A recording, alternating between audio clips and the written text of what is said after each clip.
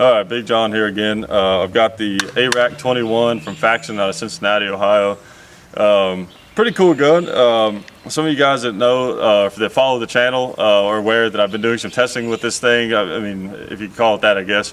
We did a video on it a while back over on Hickok 45, and since it was a gift, this was one of the guns that I ended up with. So I've been playing with it. You know, it's been sitting in my house for a while, and every now and then I'll pick it up, mess with it, take it out, shoot a few hundred rounds, and you saw I'll throw it in the mud and do some things with it. Just because it's such an interesting design, I've been very curious to kind of learn more about it through my own experience, through my own lens, to see just how I feel about it based on my experience, which isn't a lot compared to some people. But you know, I did have a really weird upbringing where I shot guns from age 3, so there is that. I want to just further kind of, tell you guys about it and see what's going on with this thing. Also, I appreciate our sponsor, SDI. Check them out at sdi.edu. That's a weird thing to say for some reason. They're an accredited online gunsmithing college. They offer some other services too, and they do some different builds. And I think they're working on a 1911 build. They offer GI Bill, so any veterans out there that want to be a gunsmith, it's a really cool option, and we appreciate them for doing that. But let me shoot this thing before I get tongue-tied some more. Doing these videos is kind of weird. I'm still getting used to the whole idea. The radio shows are becoming more natural, but there is something weird about standing here with a gun. It's like, okay, I know what I want to say, but then there's this weird barrier between the camera, and later it's going to be uploaded, and you're watching it right now, but this happened a long time ago, and it's weird, but I'm getting used to it.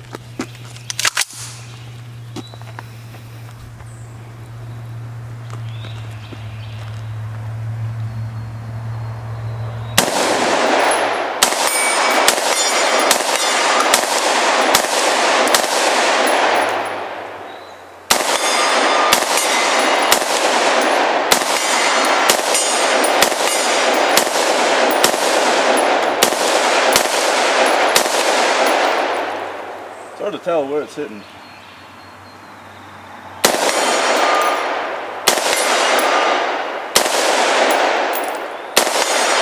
Sometimes you just gotta slow down. The way this trigger is, and that's one of the things I really do like about this gun is the trigger.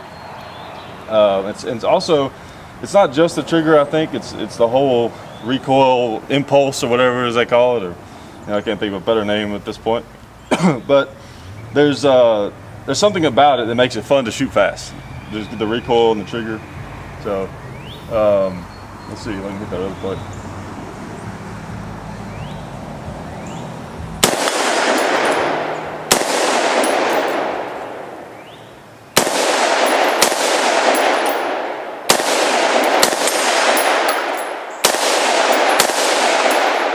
All right. I think the sights might have been knocked off and did all that mud testing. Actually, I haven't shot this since we did all that testing with the mud, throwing it in the mud and getting mud in the magazine, all that kind of stuff. Put off cleaning it for a while, and I finally did. I got it pretty good. I didn't take every little part down. I didn't clean out the entire gas system or all that kind of stuff. I just basically just broke it down, took the bolt out, carrier and all that stuff, and just really got in there really good.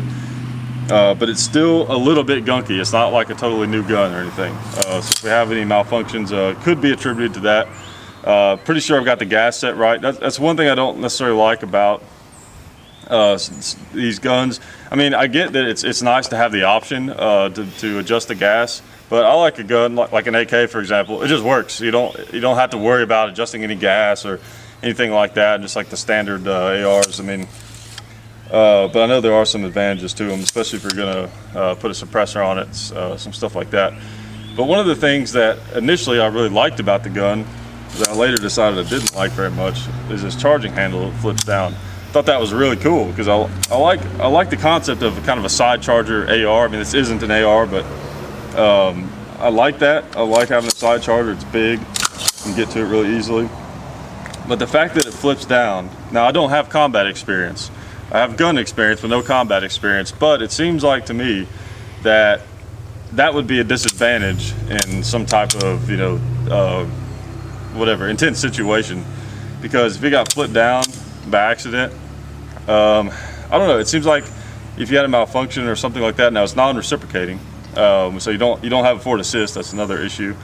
It seems like it would be hard to get your thumb in there, especially if you have gloves on, and that's another problem with this thing is getting the backup iron sights, which are my number one iron sights at this moment. Getting them in the right position to where they're not in the way of this thing is really tricky.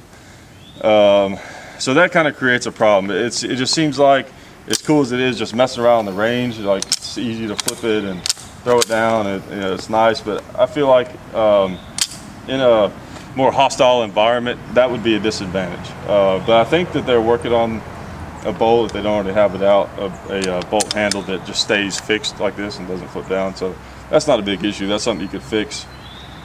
To me, as I mentioned in the other video, the big issue of this gun is a combination of the reliability and the weight of it.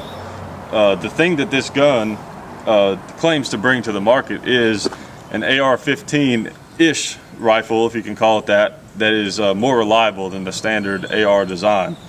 And I would say, based on the testing I've done with it, that it has accomplished that for sure. It's definitely, from my experience, a more reliable AR. It took a lot of abuse. It really surprised me. Stuck mud in the magazine. It's also a testament to Magpul PMags too. It really handled that like a champ. I mean, it did a great job with that. But is it as reliable as an AK? I don't think so. I don't think it's as reliable as an AK. It's a little more complicated. It doesn't have those just loose, floppy tolerances like the AK does. I don't think it's as reliable as an AK.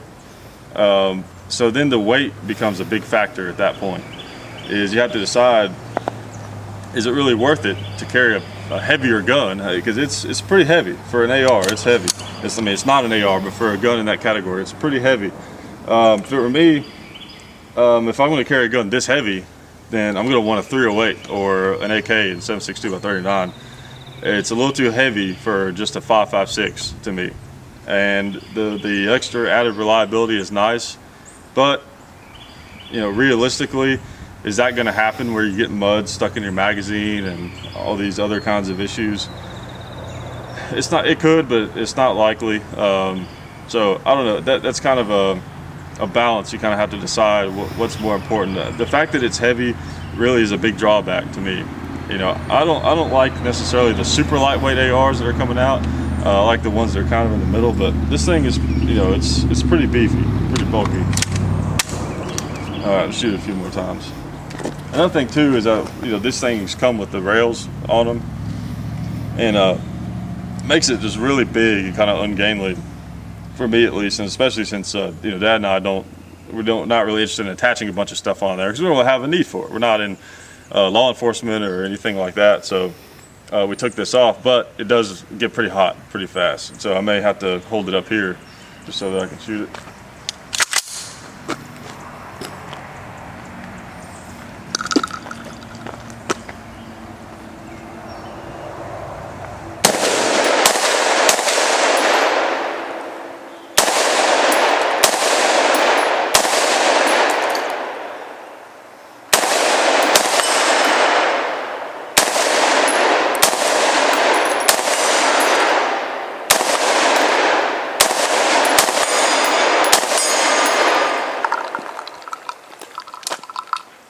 Well, like I said, one of the big advantages of this gun is that trigger and how fast it can be shot, which is really cool, I think.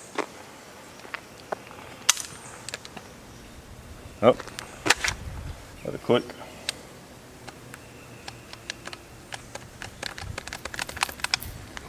All right, let's see what that is. Now, like I said, this gun is a little bit gunky still. Not bad, really. I mean, it's not real gunky. I cleaned it out pretty well, but it's got a little bit in it. So, had a click. Looks like the bolt is out of battery a little bit. That's not gonna budge. Let's see. But the safety won't go on, so the hammer's been fired. Okay, well, we're going to cut the video and I'm going to get this loose and then we'll come back and tell you what's going on. Okay, now we're back. We got the round out. We used a big board to knock it out safely. That helped me. And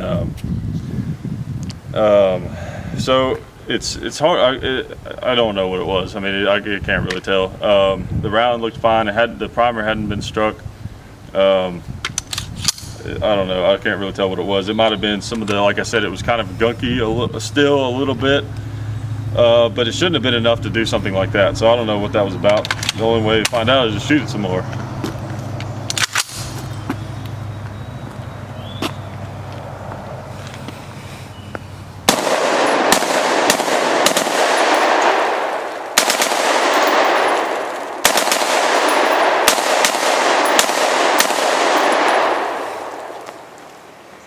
Trying to get a good one going there. All right, well, it finished out that magazine. So that tells us something. Well, it's like I said. I mean, now this gun has been through some abuse. If you haven't seen that video, the torture test, check it out. It's several videos back. It's been through some abuse. You know, I threw it over my head, and of course that actually didn't hurt that bad. It landed in a soft puddle of mud, but it's been through some abuse, so it could be attributed to that. But with that being said, I think what this gun has been through, an AK would probably handle. I think it would. Just because you still basically, even though it has a lot of similarities to the AK, you still basically have an AR bolt, essentially, and it locks up basically the same way. So, it's not an AK.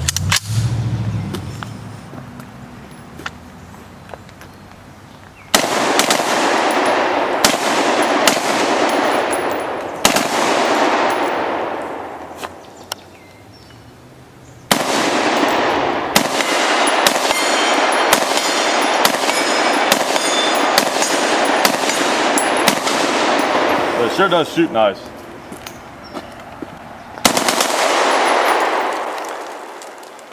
think I'll quit on that one. I don't know if I can do that again.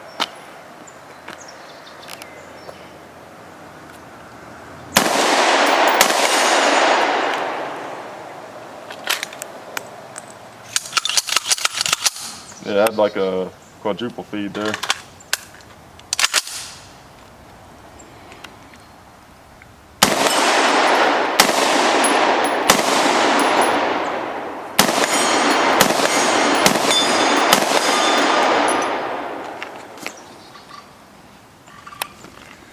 All right. Now, you know, if I turn the gas up, it's possible that it could run a little bit better.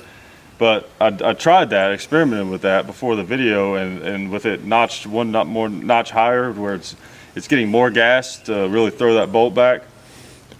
It was throwing out way too much. It felt like I was shooting a suppressed gun. I was getting all that.